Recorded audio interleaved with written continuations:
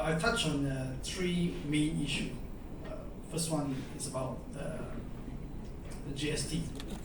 I've highlighted the total collection of SST compared to GST is far lower. And this is also the figures provided by MOF. Collection of SST is 51.8% lower than GST. So I've shown the figures. If it's not because of the government change, if we continue the GST, we should have triple the SST collection by now. So in order to fulfill the needs of the budget, the government introduced many different kind of new taxes.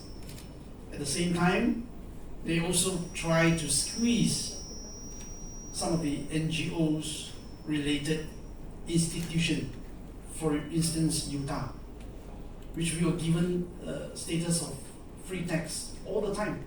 It's a non-issue. So if the force of Utah, at the end of the day, if Utah have to pay tax, the rest of other institutions initiated by the community base, like other universities and hospital, will soon be the next target. So the best thing is to revert back to GST. Let's be frank, this is not a new tax. Internationally, 170 countries implemented GST.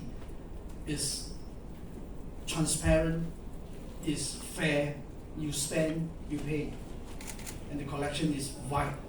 All right, so it's time to stabilize the foundation of the country. Let's move back to GST. Secondly, I also touch on the anti-hopping law. It is like a laughing stock now. What kind of anti-hopping law we're talking about? If the opposition leader officially supported the government and their places has been removed from opposition to pro-government or so-called independence, isn't this hopping? So if Negeri have to go for by-election, the others are not, what kind of anti-hopping law we're talking about? So MCA would like to reintroduce again, as our proposal before, is to introduce Recall Act to replace anti-hopping law. The third one, I also touch on the freedom of speech in this country. Look at all the data produced, that we are now being seen as a country that squeezes the freedom of speech.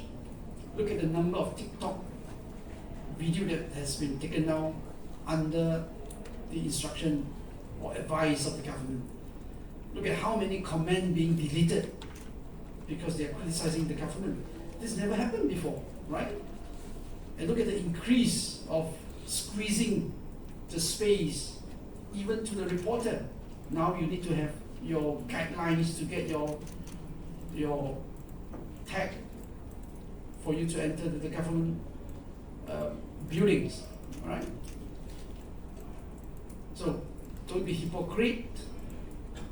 You criticize the Barisan Nasional government for introducing demon law. You demonize everything.